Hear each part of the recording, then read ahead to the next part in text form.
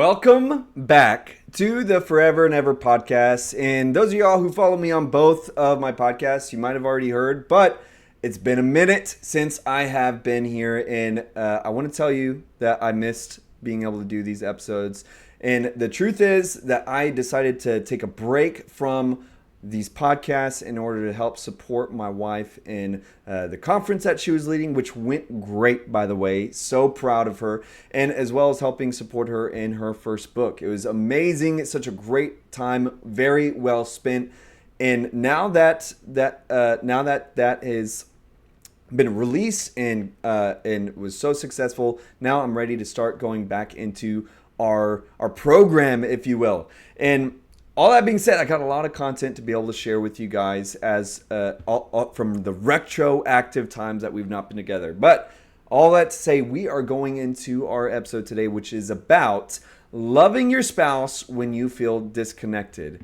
And this is an episode for the seasons that I feel like we don't talk about enough. And that is the quiet ones. The ones where you're still showing up, still living life together, but something just feels off. You can't really put your thumb on it. You're not fighting. You're not planning for a breakup. You're not planning or talking about divorce, but you're just not connected. And maybe it feels like you're just roommates lately. Maybe you're parenting together. You're working hard, handling all the responsibilities, but somewhere along the way, that closeness, that intimacy feels faded. And this episode is about how to love your spouse when you feel disconnected. Because every marriage has these moments and these seasons where it could be weeks, it could be months, and it could be years where that emotional and physical connection isn't what it used to be. But if you're in that place right now, I want to say that you're not failing, you're not broken, and you're not alone. Let's talk about what to do when we're in this predicament and how to love with intention even when that spark feels dim. So let's go into point one, which is disconnection is normal but not meant to stay that way. So what I mean by that is that it may not sound comforting, but it truly is a normal thing to go through. And because when you realize that every couple faces seasons like this, you don't have to panic and wonder if the spark is completely gone. You're able to respond with grace instead of irrational reactions.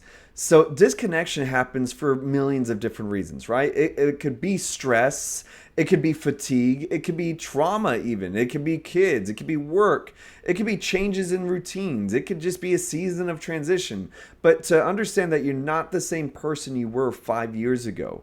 You're probably not even the same person that you were last year. And if you've gone through something, maybe you've even gone through something hard lately, like grief, maybe financial strain, sleepless nights, spiritual dryness. Maybe your health just doesn't feel top. You're starting to think like, oh man, I must be getting older. And it makes sense that the connection is getting stretched when you recognize that everything else in my life is changing, and I haven't changed how I live with my spouse, how I talk with my spouse, how I connect with my spouse, even though everything else has changed. So the key is recognizing those changes, recognizing the drift, and choosing to close the gap. Just as much as everything else has changed, maybe there's something I need to change here too, and not waiting for the feelings to come back first. That's a big error that we make, is thinking that the feelings come first. Feelings follow our actions. Think about when you're dating, even if it was like, maybe it was a glance, again, that's an action, a glance where they looked at you a certain way that felt flirtatious.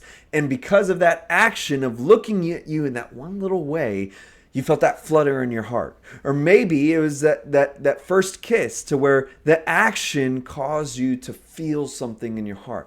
The point that I'm trying to get at is that even from the smallest little kiss, the smallest glance to the bigger moments, it's the action comes first and then the feelings. The action of giving you flowers, writing you a card, any type of action, it is that first than the feelings. So now let's talk about how love isn't just a feeling, it's a decision. And this is again the mindset shift that we have to have is that loving your spouse isn't always emotional. Sometimes love is faithful action in the absence of strong feelings. I have a strong value that love is an action and choice. It's a part of this book, forever and ever. And we're used to associating love with the butterflies, the romance, the affection, and those are all amazing, but when they're present. But when they're not, that's where that deeper kind of love is born, to where this love is out of my decision rather than just how I feel. Loving your spouse when you're disconnected is saying, I am going to pursue you. I'm going to pray for you. I'm going to speak kindly to you. I'm going to show up when it's inconvenient. And this isn't being fake. This is being faithful, because feelings follow those actions. Feelings follow that focus. And the more you act in love, the more space you're creating for that connection, that emotional response to return. So let's talk about practical ways to love through disconnection. And this is how you can actively love your spouse even though you're feeling disconnected. Reconnect with curiosity. When that disconnection happens, we often stop asking questions. We assume, we go quiet, but maybe even start small. Like, what's something that you've been thinking about lately? What's been stressing you out this week? What's something that I could do that would make you feel supported today? Like, I know that these might sound like cliche, like we don't always necessarily talk like that, right? But the point that I'm trying to make is that you don't have to jump into a deep emotional conversation right away.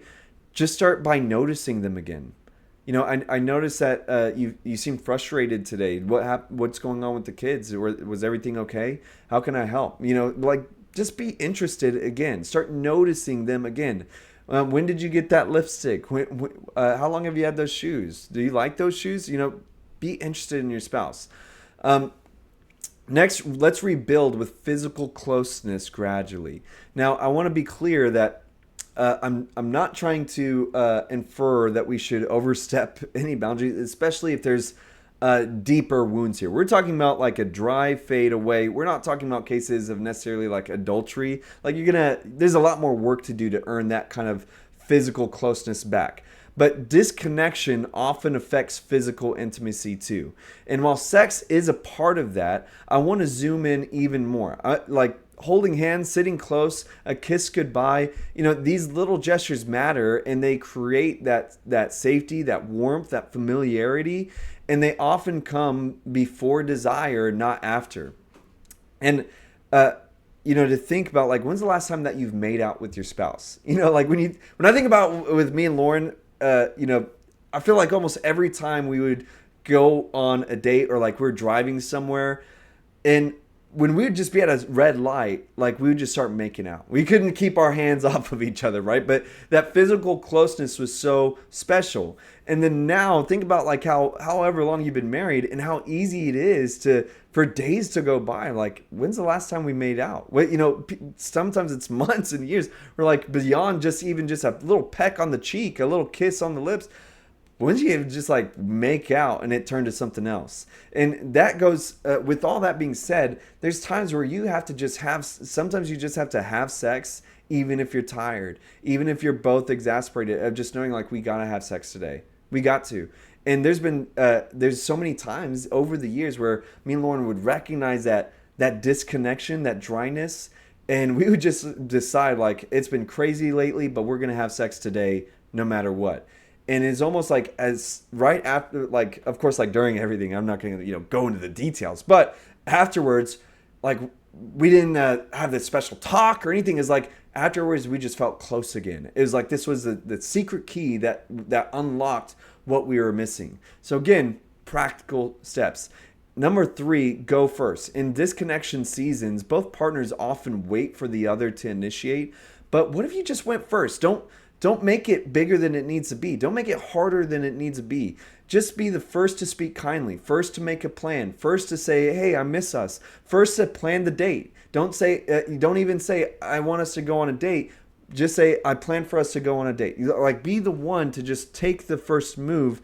And And going first isn't a weakness. It's you taking the reins of saying, I'm not gonna I am fully committed to our relationship. There's a whole chapter in our book that's 100% for 100%, and this is what we're talking about: just being willing to go first. Don't wait for them. Don't even throw the ball in their court, but go 100 in and start taking steps from there. Number 4, interrupt the routine. Sometimes you just need a deep talk, and sometimes you need you don't need a deep talk. You need a shake up. You need to do something new together. Go for a spontaneous walk. Try a silly game. Try a new routine. Go, like play a card game together. Drive a new route. Go get ice cream randomly. Go get a special coffee. Go get a tattoo together. Whatever it is, like just interrupting the monotony on purpose to be able to create a chance for new laughter, new play, new surprise. And that's another way where these connections can start coming back. Now, let's talk about our fourth point, which is what not to do when you feel disconnected. And I want us to pause and talk about these kinds of things to be aware of. 1, don't assume it's over. Just because it feels off doesn't mean that it's broken beyond repair. This is a season. It's not a sentence. It's not a death sentence, okay? Perhaps it's just a season. Number 2, don't shut down. Silence doesn't heal disconnection. It only deepens it. And even if it's just one sentence a day, like keep communication open. Don't let silence define your relationship. Number 3, don't compare. Other couples might look closer on Instagram, but you don't know what their living room feels like. Your story is sacred, and you don't need to compare your story to anybody else's story. Number 4, don't wait to feel something before you do something. Action fuels connection, not the other way around. Every small act of love is a seed that you're planting and that you're watering, and seeds grow even when you can't see it yet, okay? Now, finally, I want us to talk about faith and prayer in disconnected seasons. I want us to consider spirituality, especially if you're a believer. One of the most powerful things that you can do in seasons of disconnection is pray. Pray together, pray for one another, and pray for your own heart as well. Pray for your spouse. Ask God to soften you, to remind you why you fell in love in the first place, to give you grace to love without always being filled in return. And remember, marriage is a mirror of Christ's love for the church. And guess what? He loved us even when we were distant. Jesus made the first move, and he left the throne of heaven to come meet us where we're at. There's an extension of grace and love. Let us, in the same way, mirror that as we extend that kind of grace and love to our spouse. If you're loving your spouse in a dry season right now, you're doing a holy work. It's something truly special, and it's not unnoticed. So the challenge for this week is do one intentional act of love that you haven't done in a while. Maybe it's a handwritten note. Maybe it's asking how they're really doing. Maybe it's initiating a hug or a kiss or a makeout session, even if it feels awkward. Connection comes back in inches, not miles. So just take the next small step. So I'm so glad we're back at doing our podcast. If you liked what we talked about today, it's all in my book, Forever and Ever. And guess what? In just 1 month, less than 1 month, we are going to be having our next marriage workshop. It's a virtual group, and I think the date that I put was October 1st. But if you want to register for this workshop, it's $99 to be a part.